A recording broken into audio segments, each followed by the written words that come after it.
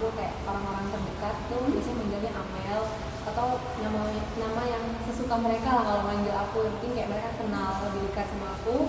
Aku tinggal dari Kupang dan aku bukan asal Kupang, cuma dari Flores, cuman besarnya di Kupang gitu. Terus Amel ini anak tunggal, nggak punya saudara, jadi ya kehidupan di rumahnya semasa SMP saya SMP di sini, jadi sebelum SMP itu SD saya di Kupang, terus menjalani hari-hari karena orang tua saya juga kerja, jadinya dua-duanya kerja sehingga saya pulang sekolah tuh biasanya nunggu mereka pulang selesai semua, karena kadang juga karena bapak saya itu dosen, jadi kadang dia minta tolong untuk mahasiswanya untuk menjemput saya gitu, atau nggak teman-temannya. Jadi kehidupan saya karena saya anak tunggal, jadi kalau dibilang sendiri saya sendiri ya, karena di rumah saya berbeda sama teman-teman saya yang lain yang punya maksudnya kayak teman di rumah, teman ngobrol, karena di rumah juga kita hanya bertiga. Waktu itu saya masih tinggal di mes karena bapak saya dosen, masih tinggal di mes sambil menunggu rumah bangun gitu. Jadi kita pindah dari Flores ke Kupang gitu. Jadi saya SD kelas 3 semester 2 itu baru saya pindah ke Kupang. Jadi sebelumnya semester saya masih di Flores. Oh, jadi pindah-pindah ya? Nah, pindah-pindah. Cuman saya udah bisa beradaptasi sama lingkungan saya. Terus juga tetangga-tetangga saya juga orang-orangnya juga baik-baik, dan saya lebih banyak berteman malah sama mahasiswa. Jadi kayak bapak saya kan praktek sini sana kan gizi kan. Jadi kayak melihat anak-anak stunting di desa mana, jadi saya ikut jalan, jadi kenal banyak orang. Jadi saya suka banget bertemu orang baru. Eksplornya banyak ya Mbak? Yes. Dari kecil sampai sekarang ya? Berarti emang sekarang di sini ngekos atau? Asrama. Jadi asrama itu dari kelas 7 SMP sampai 2019 sampai sekarang ini mau 2025 ini bulan Mei mungkin keluar asrama karena udah selesai. Jadi proses dari 2019 itu kan saya masuk, terus dapat yang namanya senioritas dari kakak kelas, itu udah kerasa banget. Tapi syukurnya 2020 bulan Maret itu saya karena pulang ke rumah online, jadi masa-masa itu tuh udah nggak saya lewati lagi. Jadi saya senang, soalnya kalau mau dibilang keras itu keras banget, soalnya saya di rumah yang apa-apa kayak suka-sukanya saya karena saya sendiri. Terus di asrama saya bisa berbaur, tapi ada kakak kelas yang merasa saya paling lama dan kayak orang lain buat saya, dan saya harus buat ke orang lain di bawah saya. Jadi itu turun temurun, sehingga saya kalau dipikir-pikir saya sebenarnya ada rasa pengen buat sama orang juga. Sama ketika saya masuk 2022 setelah COVID itu saya harus masuk karena harus ujian di sekolah, tapi itu saya mengubah pemikiran saya bahwa tindakan itu tuh saya tidak mau tindakan yang sudah kakak kelas saya buat dan perlakuan kepada saya tidak mau saya lakukan kembali, karena di sini saya mau tinggal untuk memperluas jaringan sosial saya, sehingga kalau misalkan mereka butuh saya bantu, kalau saya butuh bantuan mereka juga mau, jadi sama-sama bantu. Jadi jangan lihat pandangannya kakak kelas itu bukan berarti akan saya lakukan juga sama seperti ke orang lain, karena ya pasti kita butuh orang itu gitu. Jadi itu yang harus diubah sih, karena gak semua orang punya pemikiran itu. Jadi kalau kita buat ke orang itu maunya dibalas lagi ke orang lain gitu. Jadi itu sih Ceritanya udah panjang banget ya Mel?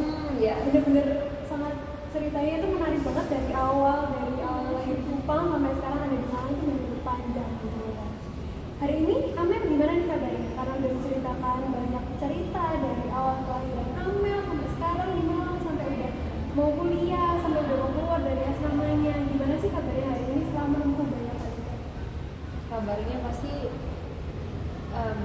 pastinya bahagia karena saya sudah melewati semua proses itu. Terus saya lebih banyak harus belajar dari mungkin ada kesalahan-kesalahan yang sudah saya lakukan kemarin supaya tidak terulang lagi di tahun ini dan untuk tahun-tahun selanjutnya. Dan dalam melewati ini semua itu saya harus tetap mengandalkan Tuhan, terus selalu berdoa. Jadi kadang tuh saya mikir kayak Tuhan itu kayak nggak bantu saya gitu loh. Saya kayak udah doa-doa tuh tapi doa saya tuh nggak dikabulin kan. Terus mungkin di suatu malam tuh saya mikir kayak kalau doa itu jangan hanya ada maunya gitu. Jadi itu yang ngebuat saya tuh berubah dari yang saya dulunya kayak kalau mau doa itu kayak mau cepet-cepet pokoknya yang butuh-butuh aja, tapi sekarang itu berubah semua dari kejadian dan kesalahan yang ada terjadi.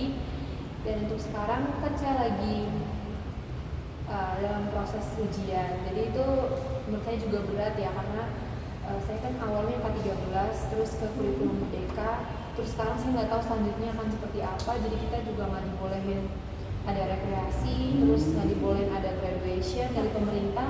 Saya juga kayak itu sangat meresahkan ya, kayak angkatan saya jadi kelinci percobaan buat orang-orang, dan itu memang harus dirasain kami. Tapi mau gimana lagi, kita juga nggak bisa untuk jadi orang di atas kita yang udah selesai juga, dan harus terima dan syukurin mungkin ada hal baik yang akan terjadi setelah kita melewati proses sekarang ini. Dari cerita yang Amel hari ini, saya mau tanya nih Mel, pernah nggak sih Amel ngelakuin sesi konseling atau ikutin sesi konseling di sekolah mungkin? Nggak pernah. Nggak pernah, berarti ini baru pertama banget. Iya, untuk mau cerita kayak gini, soalnya untuk konseling kayak di BK, saya bukan mau terbuka semua ke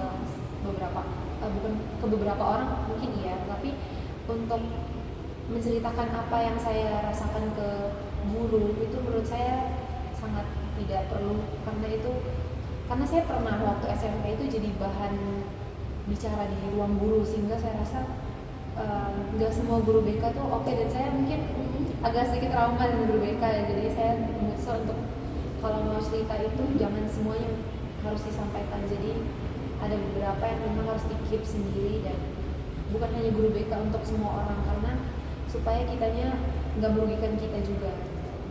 Berarti ini pertama kali ya? Oke, karena Amel pertama kali, mungkin di sini aku mau jelasin sedikit aja sih. Di sesi konseling ini tuh, Amel itu benar-benar bisa cerita apapun sebenarnya. Amel tuh nggak perlu ragu, nggak perlu takut, karena di dalam konseling sendiri, BK itu memegang prinsip untuk menjaga rahasia. Jadi apapun yang disampaikan ketika Amel bercerita atau teman-teman yang Amel bercerita itu akan bersifat rahasia untuk guru BK-nya itu sendiri, dan hanya untuk si Amelnya atau si konselingnya. Dan Amel nggak perlu takut ya, Amel terbuka aja, apapun yang mau Amel sampaikan, apapun yang ingin Amel ceritakan, diskusikan, itu boleh banget. Dan bukan hanya ketika Amel punya masalah, ketika Amel butuh sharing, diskusi, Amel bingung untuk melakukan suatu A, B, dan lain sebagainya itu ya, Amel boleh datang ke guru BK. Amel nggak perlu takut, nggak perlu takut, khawatir, ataupun ibu guru BK tuh nggak ada yang bisa dipercaya, karena guru BK memegang hal itu gitu. Dan Amel di sini mungkin waktunya kurang lebih dari awal sampai nanti, dari awal kita mulai sampai nanti selesai itu kurang lebih 30-40 menit ya Amel. Jadi Amel cerita apa aja, Amel mau menyampaikan apa aja itu boleh banget. Amel udah siap cerita? Boleh. Siap. Udah siap banget ya, dari cerita awal tadi kayak excited banget ya untuk cerita ini ya Amel. Amel bisa menceritakan apa sih yang terjadi sama Amel akhir-akhir ini, apa sih yang menjadi keresahan Amel? Keresahan saya mungkin dalam pertemanan, karena saya tinggal di asrama, jadi tentu saya memiliki banyak teman dari berbagai daerah, dan itu membuat saya untuk bisa beradaptasi dengan orang-orang di sekitar. Dan karena saya sudah ceritakan tadi ada kejadian pada saat saya waktu SMP, sehingga itu membuat saya berkembang dan punya pemikiran untuk tidak melakukan hal yang sama atau hal yang buruk. Untuk keresahan saya mungkin dalam pertemanan yang sudah saya ceritakan, mungkin di sini tidak perlu sebut nama.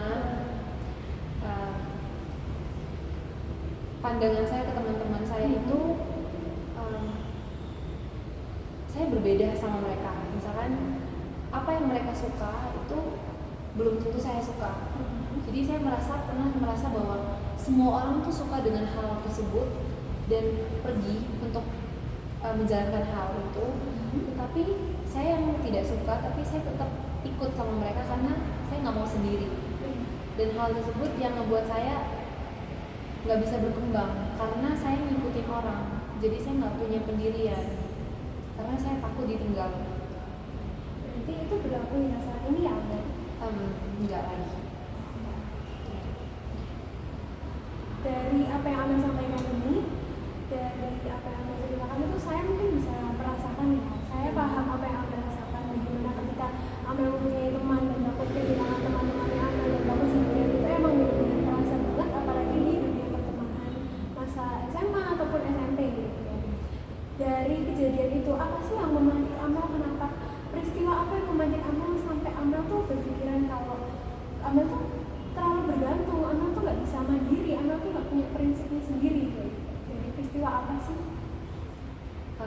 contoh peristiwanya kayak teman-teman saya sebelum pulang sekolah mereka nggak mau pulang ke asrama, tetapi mau keluar dulu, mau jalan-jalan.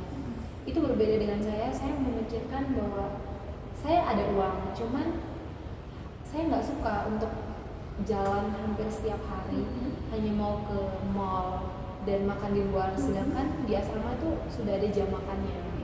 Jadi itu yang membuat saya mikir bahwa oh nggak bisa nih saya ngikut teman-teman saya, oh saya parah nih kalau saya ngikutin terus nanti saya nggak bisa lepas. Jadi saya mikir untuk lepas dari proses itu saya itu lama, terus saya nangis-nangisan habis-habisan kayak sendiri gimana kalau sendiri tugasnya temennya nggak dibantu lagi nanti gimana gitu loh. Jadi banyak hal yang membuat saya tuh merasa terlalu bergantung sama teman saya dan saya susah untuk keluar dari zona itu, sehingga saya tetap sharing. Jadi saya sharing sama orang tua saya dan mereka bilang bahwa temanmu tuh bukan hanya itu walaupun seangkatan. Asrama waktunya di asrama itu kan luas ya, jadi cari yang lain gitu loh. Jadi jangan selalu sama si A terus, jadi saat dia pergi kamu nanti tinggal. Jadi salah satu contohnya misalkan bukan hanya hal itu, jadi misalkan teman saya kita bertiga terus nanti di mall terus duanya jalan satunya sendiri di belakang, itu salah satu hal yang menurut saya tidak pernah melakukan hal tersebut ke orang lain. Jadi ketika saya jalan sama orang tuh saya selalu mikirin ini orang gimana, mikirin orang lain, tapi kok di saat saya orang lain nggak mikirin saya gitu. Dan itu yang selalu saya terpikir kenapa ya. Jadi ada suatu saat tuh saya bilang langsung ke orangnya, ih jangan gitu. Tapi saya mikir kayak aduh kayak salah nih kalau saya bilang, takutnya orangnya tersinggung, sehingga saya memutuskan untuk lain kali saya keep aja, udah nggak usah ngomong. Jadi kalau misalkan saya butuh ngobrol, tapi kalau nggak butuh saya akan sendiri dibanding sama-sama nggak enak. Berarti dari apa yang Amel sampaikan ini, Amel itu lebih baik keep. Amel nggak mau ngomong ke orang itu daripada tersinggung atau nanti berantem dan lain sebagainya. Apakah hingga hari ini ketika Amel mengalami hal itu, Amel juga nggak mau mengkomunikasikannya? Enggak. Tetap mau keep sendiri. Jadi kalau saya sih dari dulu lebih suka silent treatment dibandingkan ngomong langsung ke orang. Mending saya sendiri mendem marah-marah sendiri dibandingkan saya lampias marah semua langsung ke orangnya, sehingga memicu banyak persoalan kembali dan akhirnya saya nggak ada temen. Jadi orang mikirnya saya anaknya pemarah ini, jadi saya diem aja. Dari perilaku Amel yang Amel lebih baik keep sendiri dan Amel pendam sendiri daripada ngomong, itu apa sih yang terjadi di dirinya Amel? Apakah ada peristiwa entah itu Amel menangis, Amel jadi marah-marah ke diri Amel sendiri, atau Amel jadi kayak melampiaskan ke Amel melempar barang dan lain sebagainya? Nangis itu adalah salah satu cara saya supaya mereda amarah emosi saya. Biasanya itu saya lakukan di saat saya mandi. Itu biasanya saya nangis itu pasti. Terus kemudian saat berdoa malam mau tidur tuh udah pasti keinget semua, jadi pasti saya nangis. Tapi untuk saat ini karena saya sudah berubah pikiran, jadi itu udah nggak lagi terjadi. Jadi saya lebih banyak untuk udah selesai gitu loh. Ada hari baru pasti ada sesuatu yang baru. Semua masalah dan sakit-sakitnya ini masih banyak sakit yang menunggu, jadi nggak perlu saya pikirin, udah saya jalan santai aja. Ini semua sudah rencananya Tuhan, jadi harus saya lewati. Kalau saya cuma stuck di sini hanya mikir ini terus, kapan saya mau berkembang? Jadi sebuah hal yang bagus ketika Amel itu bisa berpikiran bahwa kalau Amel ada di posisi itu terus, Amel nggak akan berkembang. Lalu dari Amel sebelum Amel bisa keluar dari titik itu, selain menangis, apakah ada hal yang lain, perilaku lain? Kalau saya sendiri melampiaskan dengan makan. Itu karena saya hobinya makan coklat, jadi coklat itu bikin saya lebih tenang dan menurut saya sebenarnya itu nggak bagus. Tetapi saya malah untuk saat ini walaupun saya makan jajan, makan coklat apa yang saya sukai, saya tetap makan buah. Jadi seminggu itu saya bisa 4 kali itu harus wajib makan buah. Jadi kebetulan asrama itu dekat dengan lunch market, tempat terdekat beli buah dan supermarket kecil, sehingga saya selalu beli buah dan memang harus beli. dan itu bukan dianjurkan sama orang tua saya, tetapi memang saya menyadari bahwa saya merasa walaupun banyak saya melampiaskan itu di jajan, tetap saya harus isi juga dengan buah atau makanan yang sehat. Dari perilaku Amel ini udah sangat baik banget kan? Ketika Amel itu udah bisa berpikiran kalau ketika Amel perilakunya makan berlebihan, makan coklat yang terlalu banyak, atau Amel terlalu menangis, Amel itu udah ada tindakan atau perilaku yang baik. Tapi apakah Amel pernah terpikirkan ketika Amel berusaha untuk nge-keep masalah itu, apakah ada yang terjadi di diri Amel? Misal Amel menjadi teman-teman Amel, kayak Amel tetap mengikuti teman-teman Amel, atau seperti apa? Kalau dijauhi banget itu enggak, mungkin awal-awal masuk sekolah itu mungkin terjadi, tapi untuk saat ini udah itu tidak terjadi lagi. Jadi masing-masing dari kita mungkin sudah menyadari bahwa oh, tindakan saya mungkin nggak oke, karena masing-masing punya permasalahan sendiri-sendiri. Jadi untuk berteman pun jadi kita merangkul satu sama lain. Jadi bukan hanya saya mungkin yang merasa lagi, mungkin beberapa dari teman saya juga ada yang merasa gitu, tapi itu udah dilewati sih. Jadi ada waktu dimana kita tuh kayak ngumpul dan ada waktu kayak butuh sendiri. Tapi kalau yang saya lihat teman-teman saya itu lebih suka untuk rame-rame. Kalau saya tuh ada situasi, ya saya pengen ada teman, tapi ada situasi saya pengen sendiri, saya nggak mau diganggu siapa-siapa. Jadi kalau jalan sendiri, jalan kaki, saya mau sendiri. Saya ngapa-ngapain lebih banyak saya lebih suka sendiri. Jadi kalau mau dibilang Amel introvert enggak, saya malah suka banget bersosialisasi, cuma ada part saya mau sendiri, saya nggak mau. Karena mungkin udah terbiasa dari kecil, jadi saya ngapa-ngapain sendiri. Jadi saya udah paham sih kalau situasi itu. Dari apa yang Amel alami ini, pernah nggak sih Amel itu berusaha untuk ketika Amel nggak suka sama temennya Amel, ataupun ketika temennya Amel itu ngajak Amel jalan tapi Amel itu nggak mau, pernah nggak sih Amel itu berusaha lagi untuk ngomong sama dia? Berusaha ngobrol kembali. Jadi misalkan saya udah sekitar 8 bulan, setahun saya nggak jalan sama teman saya yang ini, ada waktu dimana saya nggak mau, saya nggak diajak, tapi saya tiba-tiba ngomong, kok saya nggak diajak, kalian kok ninggalin ini, enggak, saya mending nggak mau, saya gengsi parah, nggak akan mau ngomong kayak gitu. Saya mending diem, kalau diajak saya jalan, kalau nggak diajak saya nggak akan ngomong. Karena itu apa ya, itu yang selalu saya mikirin, kalau nggak diajak nggak usah mau gitu, nggak usah sungkan-sungkan mau ajak saya dulu, kok nggak diajak, terus nanti baperan nangis, jangan. Enggak. Jadi harus punya pendirian, saya nggak diajak udah, saya nggak usah ikut. Jadi itu yang selalu saya tanamkan pada otak saya, kalau nggak diajak nggak usah. Jadi apa yang Amel sampaikan ini, kita kembali ke topik yang ketika Amel nggak mau komunikasi sama temennya Amel ketika ada sesuatu perasaan yang enak, atau ketika Amel ada sesuatu yang bukan untuk dibicarakan gitu ya. Amel ini pernah nggak sih kayak cerita sama temennya Amel yang nggak Amel suka ini, misal si A, Amel nggak suka sama si A, tapi Amel itu di dalam hatinya ingin ngomong, tapi Amel itu punya prinsip untuk keep untuk dirinya Amel sendiri. Pernah saya lakukan, maksudnya saya bicara ke teman lain, tapi bukan teman yang dekat sama teman saya ini, jadi bukan di lingkungan di luar asrama saya, tapi saya nggak langsung bilang bahwa si orang ini personal langsung namanya ini, tapi saya bawa permisalan gitu, jadi kayak contoh-contoh, dan itu saya selalu bilang itu bukan saya gitu loh. Jadi kalau itu saya pasti kan ketahuan banget ya. Jadi berarti pernah menceritakan tapi bukan langsung mengomunikasikannya dengan orang yang bersangkutan ya.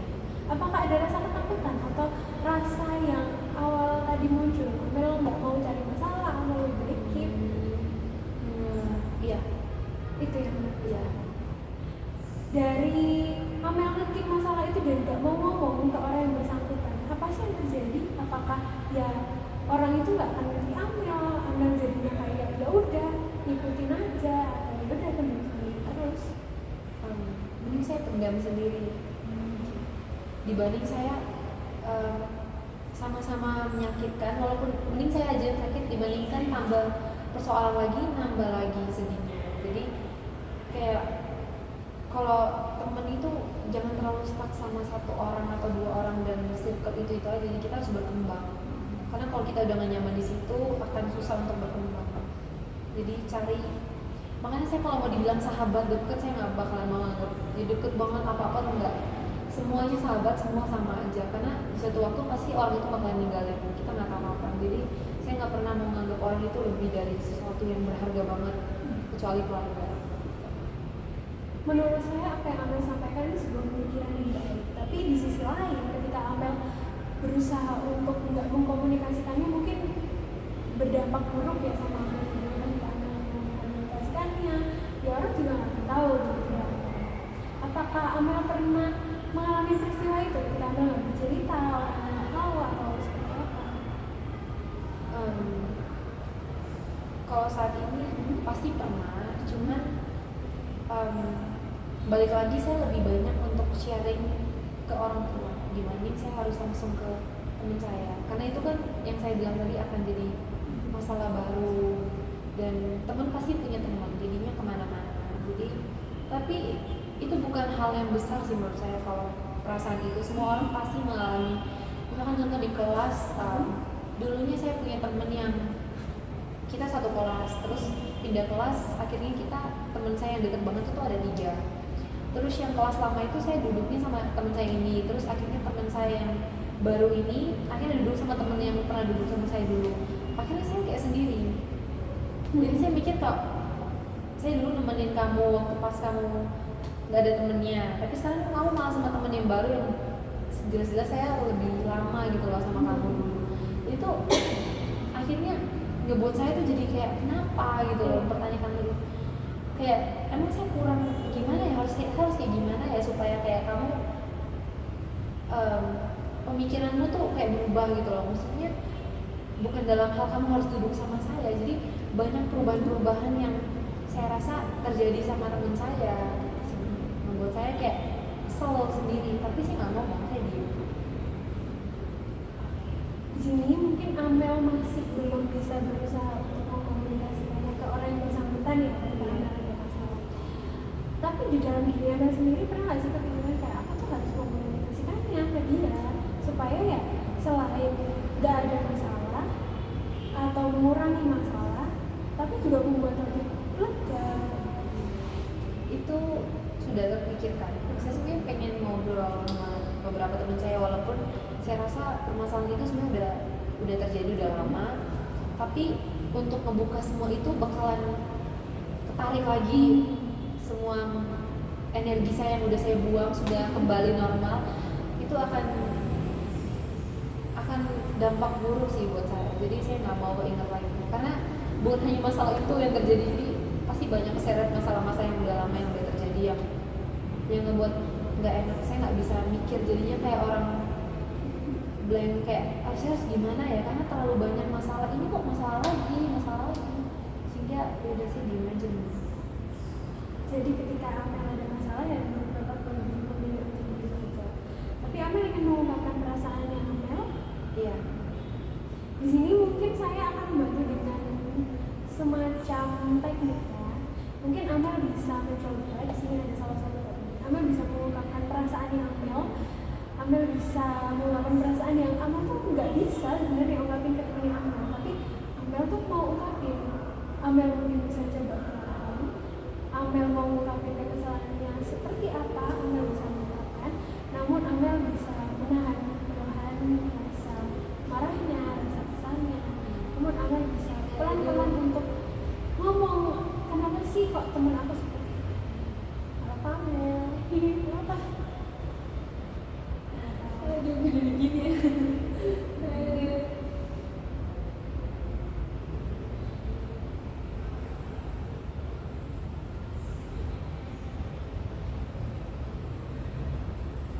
Sorry, gak apa, Amel mau mengeluarkan emosi sedihnya dulu gak apa-apa. Amel bisa mengeluarkan rasa sedihnya, rasa kecewanya, atau yang Amel rasakan sekarang. Boleh banget, gak apa-apa. Boleh, silakan Amel, gak apa-apa kok. Maksudnya gimana nih, ceritain lagi? Amel bisa langsung menyampaikan kesannya Amel apa sih yang terpendam terpendam di dalam hatinya Amel. Amel bisa menyampaikan perasaan atau pendapatnya Amel ke orang yang tidak bisa menyampaikan. Amel siap? Atau Amel butuh waktu dulu? Kalau Amel sudah siap?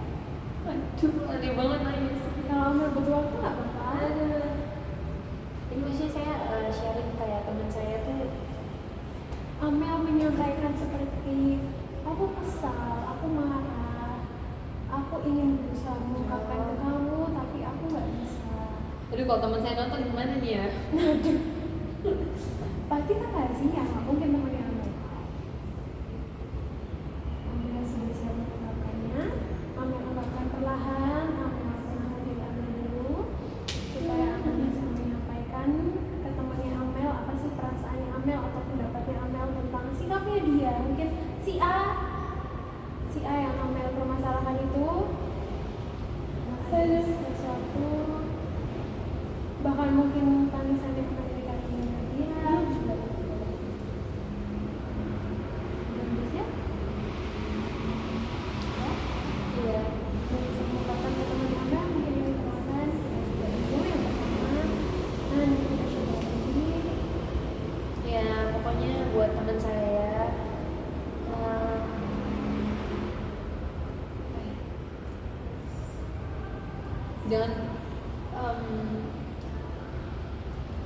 jangan lupain temennya gitu. Terus kan kita udah lama bareng dulu, jangan karena ada orang baru jadi lupain yang lama. Terus kalau mau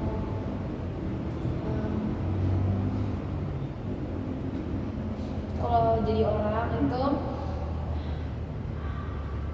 kalau mau ngomong itu mikir dulu, jangan ngasal.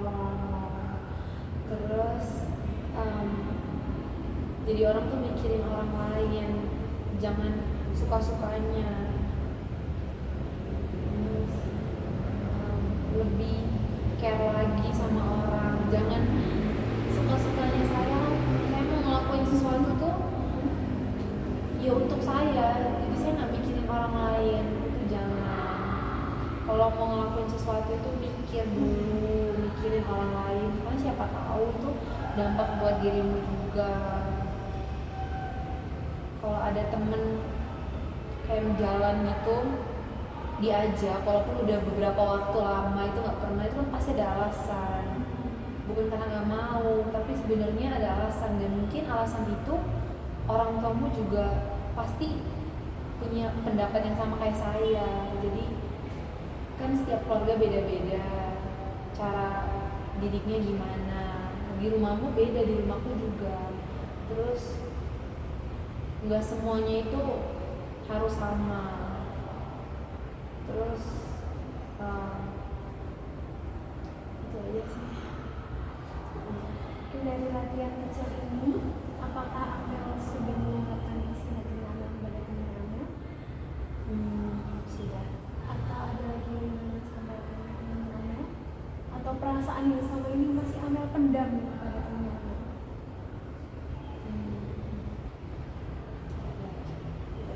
Sudah cukup dari perasaan itu? Mungkin ketika suatu saat nanti, ketika Amel masih memiliki suatu perasaan yang terpendam, Amel mungkin bisa berusaha untuk mengungkapkannya perlahan, pelan-pelan. Amel mengungkapkan perasaannya Amel, apa sih yang Amel rasakan, pendapatnya Amel tentang temannya Amel atau tentang masalahnya Amel.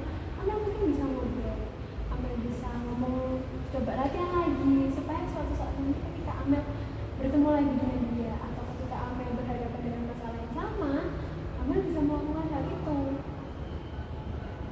Amel bisa berusaha untuk mengkomunikasikannya, Amel berusaha untuk menanyakan ke dia, atau seperti apa yang Amel sampaikan tadi.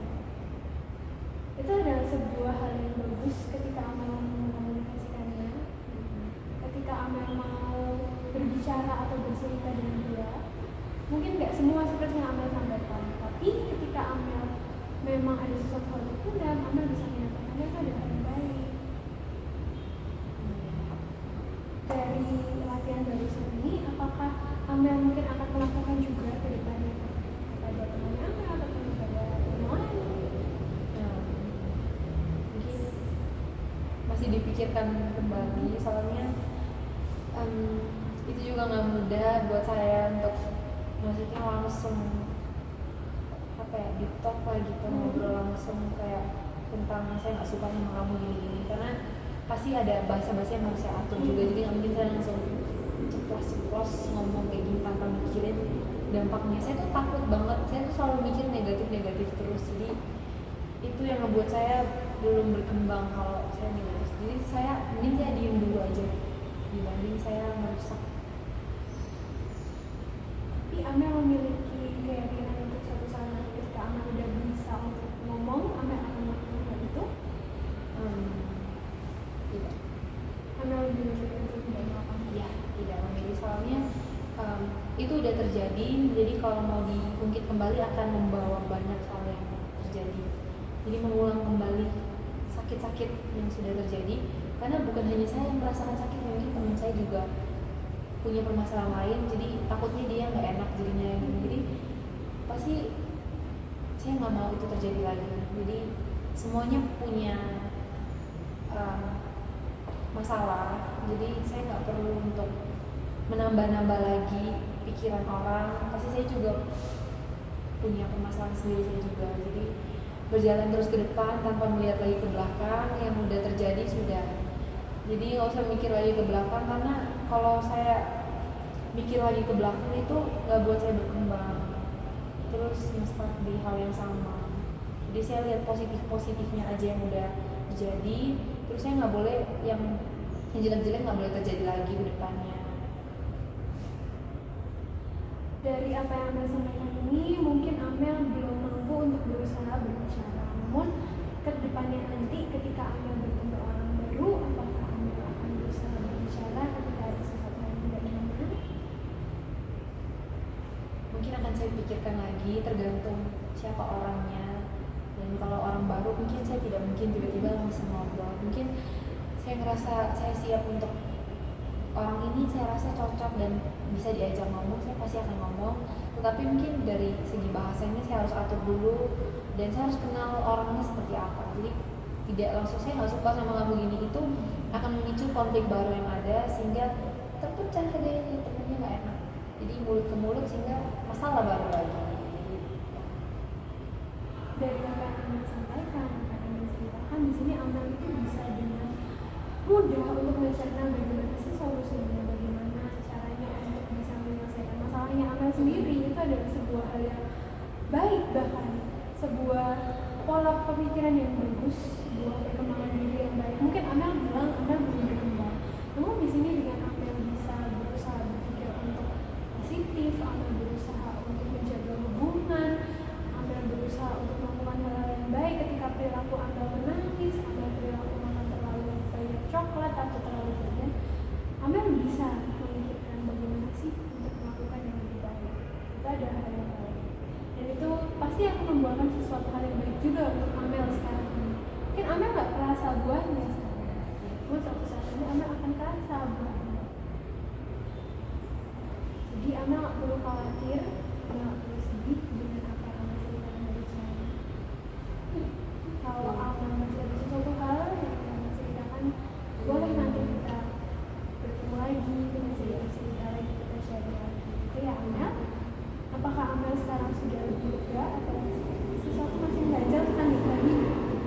Udah lega ya, tapi sebenarnya permasalahan ini udah mungkin sampai sekarang masih pasti dikit-dikit terjadi, tetapi karena mungkin mentalnya saya udah kebentuk, jadi saya udah bisa berani untuk nggak apa ya, untuk melawan rasa itu. Jadi saya udah nggak di stuck di itu terus, jadi mikirin sedih terus, nangis nggak jelas. Itu dampaknya banyak dampak yang terjadi, kayak saya nggak mau ngerjain tugas, saya lampian saya dijajan, terus saya anaknya jadi pemberontak, masalahnya sama siapa, kenanya sama temannya, marahin temannya ini padahal udah masalah ini. Terus akhirnya dari situ saya mulai tenang, terus saya pikir, jadi kalau misalnya ada masalah saya diem, saya mikir, oh ini saya harus gimana. Jadi jangan langsung, jadi harus mikir. Dan menurut saya harus bilang makasih buat masalah yang udah terjadi kemarin-kemarin, itu benar-benar ngebentuk saya untuk berkembang. Jadi saya tahu nih harus kemana nih nanti kalau misalnya saya nemuin teman saya kayak gini, saya harus gimana. dan hal itu nggak boleh terjadi lagi. Saya nggak mau ngerasain sakit yang udah kemarin, itu cukup kemarin. Dan tindakan misalnya teman-teman saya yang udah teman-teman saya lakuin itu harus saya belajar dari itu. Saya nggak mau ngelakuin orang kayak gitu, dan tindakan kayak kalau saya senioritas, hal itu nggak boleh saya lakuin, dan itu udah tidak saya lakukan. Jadi saya sangat bangga kepada diri saya sendiri ya. Sebenarnya hal itu bisa aja saya lakuin ke mereka senioritas, suruh mereka nggak tidur malam berdiri di AC, dan banyak banget hal yang terjadi di asrama saya, tapi itu tidak saya lakukan. Dan saya kalau dibilang di asrama saya friendly parah sama semuanya. Saya nggak pernah yang tiba-tiba marahin orang langsung, pasti memperlakukan orang itu semua sama, dan selalu kalau orang butuh apa selalu saya bisa bantu, dan saya memperlakukan orang tidak seperti kakak kelas saya yang dulu itu parah. Jadi dan yang udah terjadi sudah selesai. Hebat sekali Amel, saya bangga banget, kayak pro banget dengan apa yang Amel lakukan. Bahkan belum tentu semua orang bisa melakukan hal yang seperti Amel tunjukkan dari Amel sendiri. Mungkin waktu kita sudah cukup lama ya Amel